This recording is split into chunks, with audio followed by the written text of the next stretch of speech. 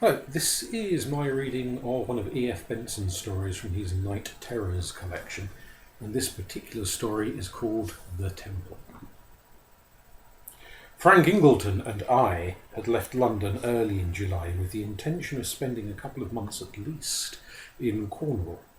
This sojourn was not by any means to be a complete holiday, for he was a student of those remains of prehistoric civilization which are found in such mysterious abundance in the ancient county. And I was employed on a book which should have already been approaching completion, but which was still lamentably far from its consummation. Naturally, there was to be a little golf and a little sea bathing for relaxation, but we were both keen on our work and meant to have gathered in a respectable harvest of industry before we returned.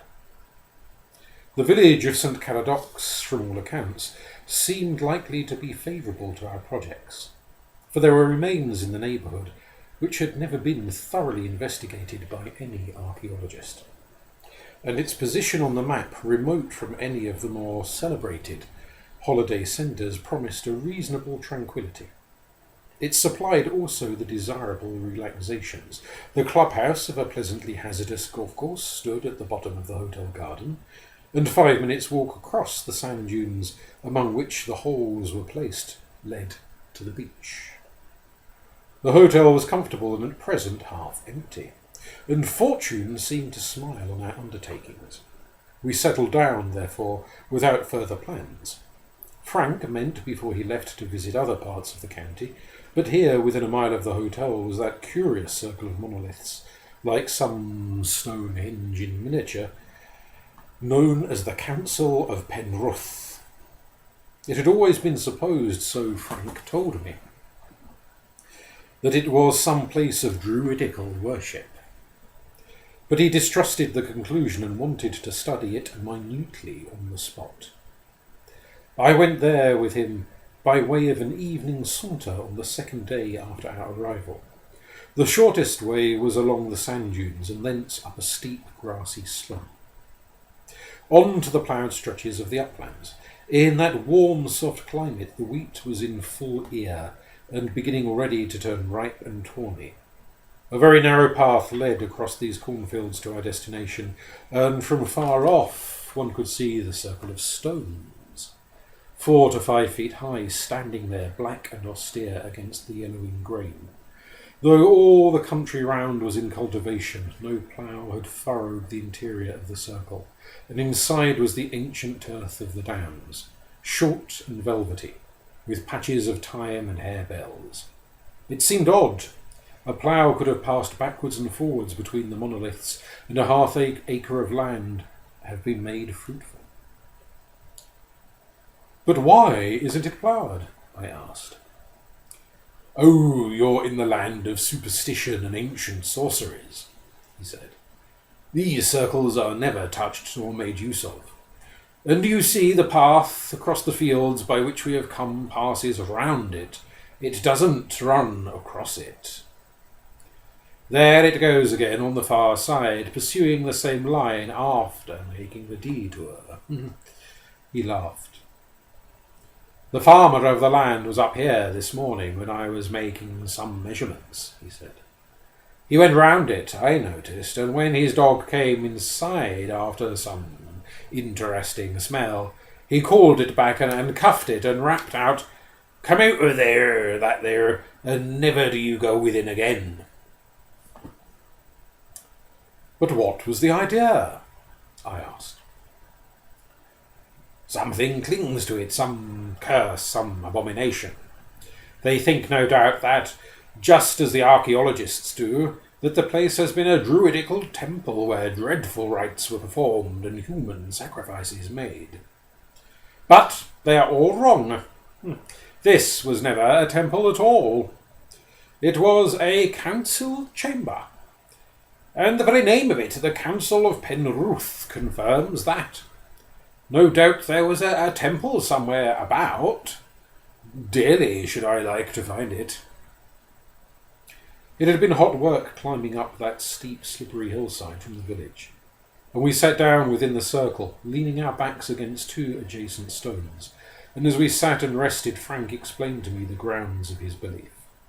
"If you care to count them," he said, "you'll find that there are 21 of these monoliths, against 2 of which you and I are leaning. And if you care to measure the distances between them, you will find that they are all equal. Each stone, in fact, represents the seat of a member of the Council of 21. But if the place had been a temple, there would have been a larger gap between 2 of the stones, towards the east, where the gate of the temple was, facing the rising sun. And somewhere within the circle, probably exactly in the middle, there would have been a large flat stone, which was the stone of sacrifice, where no doubt human victims were offered. Or if the stone had disappeared, there would have been a depression where it once was. Those are the distinguishing marks of a temple, and this place lacks them. It has always been assumed that it was a temple, and it has been described as such, but I am sure I am right about it." "But there is a temple somewhere about?" I asked. "Certain to be.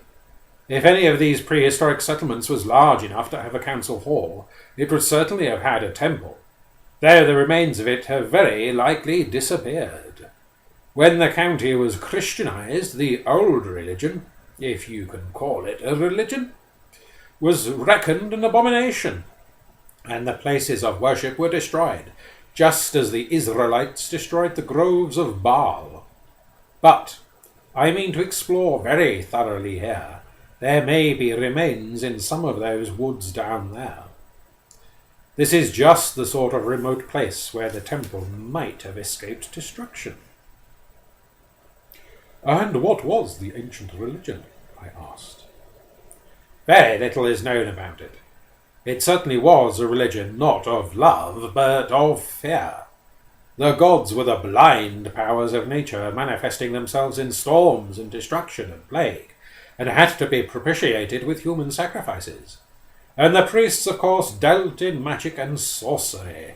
They were the governing class and kept their power alive by terror.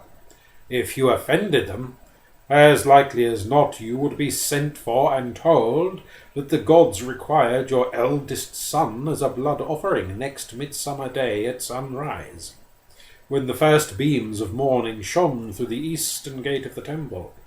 It was wise to be a good churchman in those days." "It looks a kindly country now," I said. "The temples of the old gods are empty." "Yes, but it's extraordinary how old superstitions linger. It isn't a year ago that there was a witchcraft trial in Penzance. The cattle belonging to some farmer near here began to pine and die. Then he went to an old woman who said that a spell had been cast on them, and that if he paid her, she could remove it. He went on paying, and at last got tired of that and prosecuted her instead." He looked at his watch. "Let's take a stroll before dinner," he said. "Instead of going back the way we came, we might make a ramble down the hillside in front and through the woods. They look rather attractive."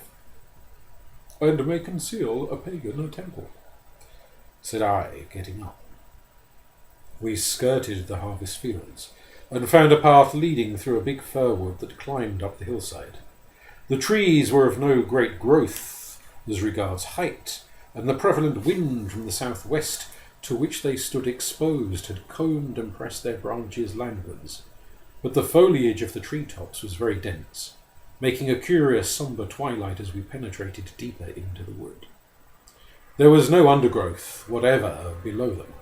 The ground was spread thick and smooth with fallen pine leaves, and with the tree trunks rising straight and column-like, and that thick roof of branches above, the place looked like some great hall of nature's building.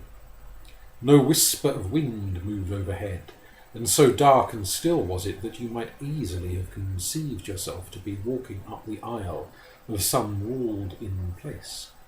The smell of the furs was thick in the air like incense, and the foot went noiselessly as over spread carpets. No birds flitted between the tree trunks or called to each other. The only noise was the murmurous buzz of flies, which sounded like some long-held organ note. It had been hot enough outside in the fresh draught off the sea, but here, where no breeze winnowed the air, it was stiflingly close. And as we plunged deeper into the dimness, I was conscious of some gathering oppression of the spirit. It was an uncomfortable place. It seemed thick with unseen presences. And the same notion must have struck Frank as well. "I feel as if we're being watched," he said. "There are eyes peeping at us from behind the trunks, and they don't like us. Now, what makes so silly an idea enter my head?" "A grove of Baal, is it?" I suggested. "One that has escaped destruction and is full of the spirits of murderous priests." "I wish it was," he said. "Then we could inquire the way to the temple." Suddenly he pointed ahead. "Hello! What's that?" he said. I followed the direction of his finger, and for 1/2 second thought I saw the glimmer of something white moving among the trees. But before I could focus it, it was gone. Somehow the heat and the oppression had got on my nerves. "Well, it's not our wood," I said. "I suppose other people must have just as much right to walk here, but I've had enough of these tree trunks. I should like to have done with the woods." Even as I spoke, I saw it was getting lighter in front of us. Glimmers of day began to show between the thick-set trunks, and presently we found ourselves threading the last row of the trees. The light of day poured in again, and the stir of the sea breeze. It was like coming out of some crowded and airless building into the open air. We emerged into a delectable place. A broad stretch of downland turf was spread in front of us. Smooth and ancient turf like that in the circle, jewelled with thyme and centaury and bugloss. The path we had been following lay straight across this. Dipping down over the edge of it, we came suddenly on the most enchanting little house, low and 2-storied, standing in a small enclosure of lawn and garden beds. The hill behind it had evidently once been quarried, but long ago, for now the sheer sides of it were overgrown with a tangle of ivy and bryony, and at their base lay a pool of water. Beyond and bordering the lawn was a copse of birches and hornbeams, which half encircled the clearing in which stood the house and garden. The house itself, smothered in honeysuckle and climbing fuchsia, seemed unoccupied, for the chimneys were smokeless and the blinds drawn down over the windows. As we turned the corner of its low fence and came onto the front of it, the impression was verified. For there by the grate was a notice proclaiming that it was to be let furnished, and directing that application should be made to a house agent in St. Caradoc. "But it's a pocket paradise," said I. "Why shouldn't we?" Frank interrupted me. "Of course there's no reason why we shouldn't," he said. "In fact, there's every reason why we should. The manager at the hotel told me they were filling up next week and wanted to know how long we should stop. We'll make inquiries tomorrow morning and find the agent and the keys."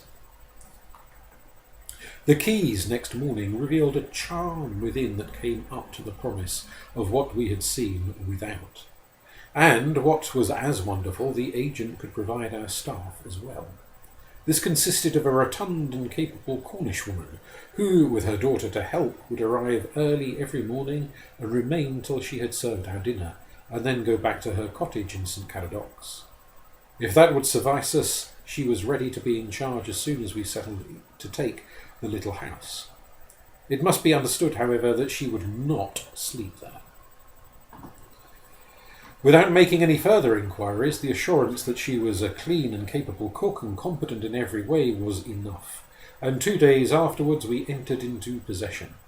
The rent asked was extraordinarily low, and my suspicious mind as we went through the house visualised an absence of water supply, or a kitchen range that, while getting red hot, left its ovens as in the chill of an Arctic night. But no such dispiriting discoveries awaited us. Mrs. Fennell turned taps and manipulated dampers, and scouring capably through the house, pronounced on her solemn guarantee that we should be very comfortable. "I go back to my own house at night, gentlemen," she said, "and I promise you the water will be hot and your breakfast ready for you by 8 in the morning." We entered that afternoon. Our luggage had been sent up an hour before, and when we arrived the portmanteaux were already unpacked and clothes bestowed in their drawers and tea ready in the sitting room. It and its adjoining dining room with a small parquet hall formed the ground floor accommodation. Beyond the dining room was the kitchen, the convenience of which had already satisfied Mrs. Fennell. Upstairs there were 2 good bedrooms, and above the kitchen 2 small servants' rooms, which, by our arrangement, would be unoccupied. There was also a bathroom between the 2 bedrooms, with a door into it from each. For 2 friends occupying the house, nothing could have been more exactly what was wanted, with nothing to spare. Mrs. Fennell gave us an admirable plain dinner, and by 9 o'clock she had locked the outer kitchen door and left us. Before going to bed we wandered out into the garden, marvelling at our luck. The hotel, as the manager had told us, was already beginning to fill up.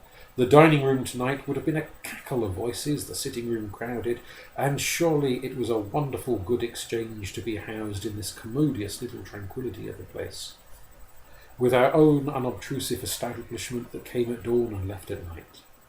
It remained only to see if this paragon, who was so proficient in her kitchen, would be as punctual in the morning. "But I wonder why she and her daughter would not establish themselves here," said Frank. "They live alone down in the village. You'd have thought that they would have shut up their cottage and saved themselves a morning and evening tramp." "Gregarious," said I. "They like to know that there are people, just people close at hand, and to right and left. I like to know that there are not. I like—" As I spoke, we turned at the garden gate, where the notice that the house was to let had been, and my eyes quite idly travelled across the space of open downland to the black fringe of the woods that stood above it, and for a moment, bright and then quenched again, like the line of fire made by a match that has been struck and has not flared, I saw a light there. It was only for a second that it was visible, but it must have been somewhere inside the wood, for against that luminous streak I saw the shape of the fir trunks. "Did you see that?" "Did you see that?" I said to Frank. "A light in the woods?" he asked. "Yes. It has appeared there several times, just for a moment and then disappearing again. Some farmer, perhaps, finding his way home." That was a very sensible conclusion, and for some reason that I did not trouble to probe, my mind hastened to adopt it. After all, who was more likely to be passing through the wood than men from the upland farms going home at closing time from the Red Lion at St. Caradocs? I was roused next morning out of very deep sleep by the entry of Mrs. Fennell with hot water. It was a struggle to join myself up with the waking world again. I had the impression of having dreamed very vividly of things dark and dim, and of perilous places, and though I had certainly slept for something like 8 hours at a stretch, I felt curiously unrefreshed. At breakfast Frank was more silent than his wont, but presently we were making plans for the day. He proposed to explore the wood again, while I was busy with my work. In the afternoon a round of golf would bring us to tea time. Before he started and I settled down, we strolled about the garden that dozed tranquilly in the hot morning sun, and again congratulated ourselves on our exchange from the hotel. We went down to the pool by the quarried cliff, and there I left him to return to the house, while he, in order to start exploring at once, followed an overgrown path that led into the copse of birch and hornbeam, of which I have already spoken. But I had not crossed the lawn before I heard myself called. "Come here a minute," he shouted. "I found something interesting." I retraced my steps and, pushing through the trees, found him standing by a tall black granite stone that pushed its moss-green head above the undergrowth. "It's a monolith," he said excitedly. "It's like one of those stones in a circle. Perhaps there has been another circle here, or perhaps it's a stone of the temple. It's deep in the earth. It looks as if it was in place. Let's see if we can find another in this copse." He pushed on in the thick-growing trees to the right of the path, and I, infected with his enthusiasm, made an exploration to the left. Before long I came upon another stone of the same character as the first, and my shout of discovery was echoed by his. Yet another rewarded his hunting, and as I emerged from the copse on the edge of the quarry pool I found a fifth, standing but fallen forward in a bed of rushes that fringed the water. In the excitement of this find, my planned studiousness was, of course, abandoned. So too, when we had eaten a hearty lunch, was the projected game of golf, and before evening we had arrived at a rough scheme of the entire place. Most of the stones were in the belt of copse that half encircled the house, and with a tape measure we found that these were set at uniform intervals from each other, except that exactly twice that interval separated the two stones that lay due east of the circle. In the bank that lay to the south of the house, several were missing, but in each case, by digging at the proper intervals, we found fragments of granite grassed over in the soil, which indicated that these stones had been broken up and used, probably for building materials, and this conjecture of Frank's was confirmed by the discovery of pieces of granite built into the walls of the house we occupied. He had jotted down the approximate position of the stones and passed over to me the paper on which he had drawn his plan. "Without doubt it's a temple," he said. "There's the double interval to the east, which I told you about, and which was the gate into it." I looked at what he had drawn. "Then our house stands just in the centre of it," I said. "Yes. What vandals they were to build it just there," said he. "Probably the stone of sacrifice lies somewhere below it. Good Lord, dinner ready, Mrs. Fennel? I had no idea it was so late." The sky had clouded over during the afternoon, and while we sat at dinner, a windless and heavy rain began to fall and thunder, to mutter over the sea. Mrs. Fennel came in to inquire into our tastes for tomorrow, and as there was every appearance of a violent storm approaching, I asked her whether she and her girl would not stop here for the night and save themselves a wetting. "No, I be off now, sir, thank you," she said. "We don't mind a wetting in Cornwall." "But not very good for your rheumatism," I said. She had mentioned that she was a sufferer in this respect. A blink of lightning flashed rather vividly across the uncurtained window, and the rain hissed more heavily. "No, I be off now," she said, "for it's already late. Good night, gentlemen." We heard her turn the key in the kitchen door, and presently the figures of herself and her girl passed the window. "Not even umbrellas," said Frank. "They'll be drenched before they get down." "I wonder why they wouldn't stop," said I. Frank was soon employed on preparations for a plan to scale that he was meaning to make tomorrow, and he began putting in the house which he had ascertained stood just in the centre of the temple. The size of the ground plan of it was all he required on the scale he intended for the complete plan, and after measuring the sitting room, passage and dining room, he went through into the kitchen. Meanwhile, I had settled down to the work I had intended to do this morning, and proposed to get a couple of solid hours at it before I went to bed.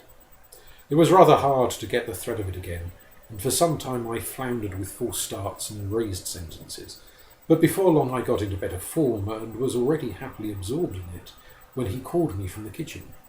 "Oh, I can't come at present," I said. "I'm busy." "Just a moment, please," he shouted. I laid down my pen and went to him. He had moved the kitchen table aside and turned up the drugget that covered the floor. "Look there," he said. The floor was paved with stone of the district, very likely from the quarry just outside, but in the centre was an oblong slab of granite some 6 feet by 4 in dimension.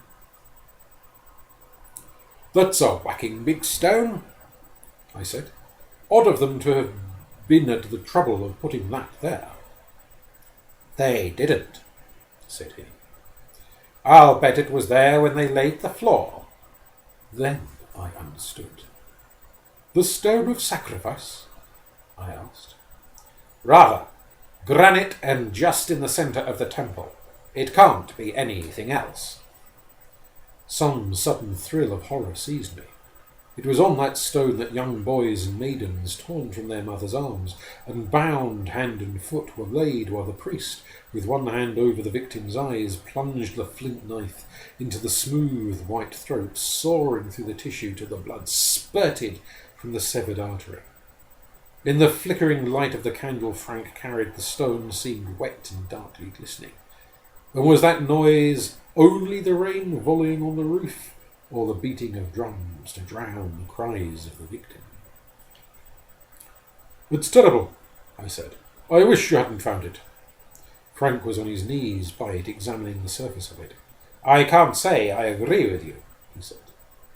"It just puts the final touch of certainty to my discovery. Besides, whether I had found it or not, it would have been there just the same." "Well, I'm going on with my work," I said. "It's more cheerful than stones of sacrifice." He laughed. "I hope it's as interesting," he said. It appeared, when I went back to it, that it was not, and try as I would, I could not recapture the interest which is necessary to production of any kind. Even my eye wandered from the words I wrote. As for my mind, it would give only the most cursory glance at that for which I demanded its fixed attention. It was busy elsewhere. I found myself at its bidding, scrutinizing the shadowy corners of the room. But there was nothing there, and all the time some strange darkness, blacker than that which pressed in upon the house, began to grow upon my spirits. There was fear mingled with it, though I did not know what I was afraid of. But chiefly it was some sort of despair and depression, distant as yet and undefined, but quietly closing in upon me. As I sat with my pen still in my hand, trying to analyse these perturbed and troubled sensations, I heard Frank call out sharply from the kitchen, the door of which, on my return, I had left open. "Hello!" he cried. "What's that? Is anyone there?" I jumped from my seat and went to join him. He was standing close to the stove, holding his candle above his head and looking at the door into the garden, which Mrs. Fennel had locked on her departure. "What's the matter?" I asked. He looked round at me, startled by the sound of my voice. "Curious," he said. "I was just measuring the stone when out of the corner of my eye I thought I saw that door open. But it's locked, isn't it?" He tried the handle, but sure enough, it was locked. "Optical illusion," he said. "Well, I finished here for the present, but what a night! Frightfully oppressive, isn't it? Not a breath of air stirring." We went back to the sitting room. I put away my laboured manuscript, and he got out the cards for a game of piquet. But after one partie, he rose with a yawn. "I really don't think I could keep awake for another," he said. "I'm heavy with sleep. Let's have a breath of air, the rain seems to have stopped, and go to bed. Or are you going to sit up and work?" I had not meant to do so, but his suggestion made me determined to have another try. There was certainly some mysterious power of depression on me, and the wisest thing to do was to fight it. "I shall try for half an hour," I said, "and see how it goes." And I followed him to the front door of the house. The rain, as he had said, had ceased, but the darkness was impenetrable, and shuffling with our feet we took a few steps along the gravel path to the corner of the house. There the light from the sitting-room windows cast a circle of illumination, and one could see the flower blades glistening with the wet. Though it was the night, the air was still so hot that the gravel path was steaming. Beyond that, nothing was visible of the lawn or of the hill that sloped up to the fir wood. But as we stood there, I saw, as last night, a light moving up there. Now, however, it seemed to be outside the wood, for its progress was not interrupted by the tree trunks. Frank saw it too and pointed at it. "It's too wet tonight," he said. "But tomorrow evening I vote we go up there and see who these nightly wanderers are. It's coming closer, and there's another of them." Even as we looked, a third light sprang up, and in another moment all had vanished again. I carried out my intention of trying to work, but I could make nothing of it, and presently I found myself nodding over a page that contained nothing but erasures. With head bent forward, I drifted into a doze, and from dozing into sleep, and when I woke I found the lamp burning low and the wicks smouldering. I seemed to have come back from some very distant place, and only half awake I lit a candle and quenched the lamp and went to the windows to bolt them. And then my heart stood still, for I thought I saw someone standing outside and looking in through the intervening glass. But it must have been a sleepy fancy, for now, broad awake again, I was staring at my own reflection cast by the candle in that window. I told myself that what I had seen was no more than that. But as I creaked my way upstairs, I found myself asking if I really believed that.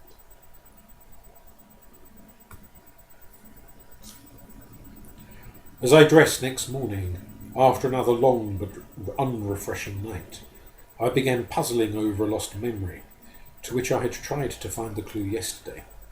There was a bookcase in the sitting room with some 2 or 3 dozen volumes in it, and opening 1 or 2 of these I found the name Samuel Townwick inscribed in them.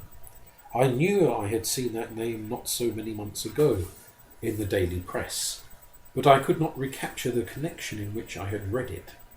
But from the recurrence of it in these books, it was reasonable to conjecture that he was the owner of the house we occupied. In taking it, his name had not come up. The house agent had plenary powers, and our deposit of a fortnight's rent clinched the contract. But this morning the name still haunted me, and since I had other small businesses in St. Caradocs, I settled to walk down there and make some definite inquiry at the agent's. Frank was too busy with his plan to accompany me, and I set out alone. The feeling of depression and vague foreboding was more leaden than ever this morning, and I was aware that by the 6th sense, which needs no speech or language, that he was a prey to the same causeless weight. But I had not gone 50 yards from the house when the burden of it lifted from me, and I knew again the exhilaration proper to such a morning. The rain of last evening had cleared the air, the sea breeze drew lightly backward towards the land, and as I had come out of some tunnel I rejoiced in the morning splendour. The village hummed with holiday. Mr. Cranston received me with polite inquiries as to our comfort and Mrs. Fennell's capability, and having assured him on that score, I approached my point. "Mr. Samuel Townwick is the owner, is he not?" I asked. The agent's smile faded a little. "He was, sir," he said. "I act for the executors." Suddenly, in a flash, some of what I had been groping for came back to me. "I begin to remember," I said. "He died suddenly. There was an inquest. I want to know the rest. Hadn't you better tell me?" He shifted his glance and came back to me again. "It was a painful affair," he said. "The executors naturally do not want it talked about." Another glimpse of what I had forgotten blinked on my memory. "Suicide," I said. "The usual verdict of unsound mind was brought in. And is that why Mrs. Fennell won't sleep in the house? She left last night in a deluge of rain." I readily gave him my promise of secrecy, for I had not the slightest desire to tell Frank, and he told me the rest. Mr. Townwick had been for some days in a very depressed state of mind, and one morning the servants came down, had found him lying underneath the kitchen table with his throat cut. Beside him was a sharp, curiously shaped dagger, a fragment of flint covered with blood. The jagged nature of the wound had confirmed the idea that he had sawn at his own throat till he had severed the jugular vein. Murder was ruled out, for he was a strong man and there were no marks on his body or about the room of there having been any struggle, nor any sign of an assailant having entered. Both kitchen doors were locked on the inside, his valuables were untouched, and from the position of the body the only reasonable inference was that he had laid down under the kitchen table and there deliberately done himself to death. I repeated my assurance of silence and went out. I knew now that the source of my nameless horror and depression had been.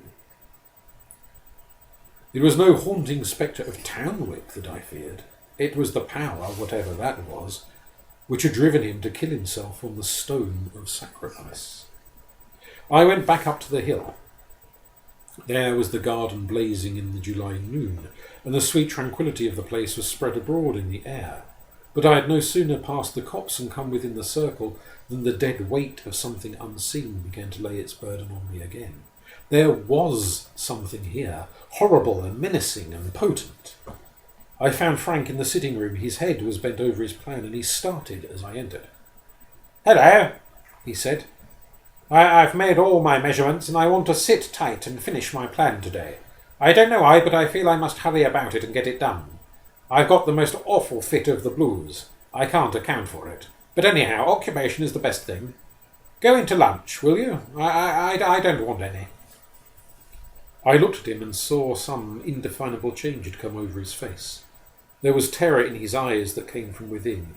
I can express it in no other way than that. "Anything wrong?" I asked. "No, just the blues. I want to go on working. This evening, you know, we have to see where those lights come from." All afternoon he sat close over his work, and it was not till the day was fading that he got up. "That's done," he said.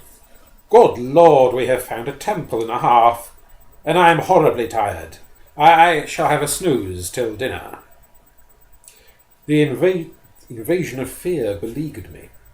It seemed to pour in through the open windows and the gathering dust. It gathered its reinforcements outside, ready to support the onrush of it. And yet how childish it was to yield to it. By now we were alone in the house, for we had told Mrs. Fennell that a cold mill would serve us in this heat, and while Frank slept I had heard the lock of the outside kitchen door turn, and she and the girl went by the window. Presently he stirred and awoke. I had lit the lamp, and I saw his hand feel in his waistcoat pocket, and he drew out a small object which he held out to me. "A flint knife," he said. "I picked it up in the garden this morning. It's got a fine edge to it." At that I felt a prickle of terror run through the hair of my head, and I jumped up. "Look here," I said. "You've had no walk today, and that always gives you the blues. Let's go down and dine at the hotel." His head was outside the illumination of the lamp, and from the dimness there came a curious cackle of laughter. "But I can't," he said. "How strange that you don't know that I can't. They've surrounded the place, and there's no way out. Listen! Can't you hear the drums and the squeal of their pipes? And their hands are about me. Christ, it's terrible to die." He got up and began to move with curious little shuffling steps towards the kitchen. I had laid the flint knife down on the table, and he snatched it up. The horror of presences unseen and multitudinous closed in round me, but I knew they were concentrated not on me, but on him. They poured in, not through the window alone, but through the solid walls of the house. Outside on the lawn there were lights moving, slow and orderly. I had still control of my mind. The awfulness and the imminence of what so closely beset us gave me the courage and the clearness of despair. I darted from my chair and stood with my back to the kitchen door. "You're not to go in there," I said. "You must come away with me, out of this. Pull yourself together, Frank. We'll get through yet. Once outside the garden, we're safe." He paid no attention to what I said, It was as if he did not hear me. He laid his hand on my shoulder and I felt his fingers press through the muscles and grind like points of steel on the underlying bone. Some maniac force possessed them and he pulled me aside as if I had been a feather. There was only one thing to be done. With my disengaged arm, I hit him full on the chin and he fell like a log across the floor. Without pausing for a second, I gripped him round the knees and began dragging him, senseless and inert, towards the door. It is difficult to state in words what those next few minutes held. I saw nothing, I heard nothing. I felt no touch of invisible hands upon me, but I can imagine no grinding agony or pain that wrenches body and soul asunder to equal the war of the evil and the unseen that raged about me. I struggled against no visible adversary, and there was the horror of it, for I am sure that no phantom of the dead that die not could have evoked so unnerving a terror. Before those intangible hosts had fully closed in round me and my unconscious burden, I had got him onto the lawn, and it was then that the full stress of their beleaguering might poured in upon me. Strange furtive lights wavered around me and muttered voices filled the air. And as I dragged Frank over the grass, his weight seemed to grow till it was not a man's body that I was pulling along, but something well nigh immovable, so that I had to tug and pant for breath and tug again. "God help us both," I heard myself muttering. "Deliver us from our ghostly enemies."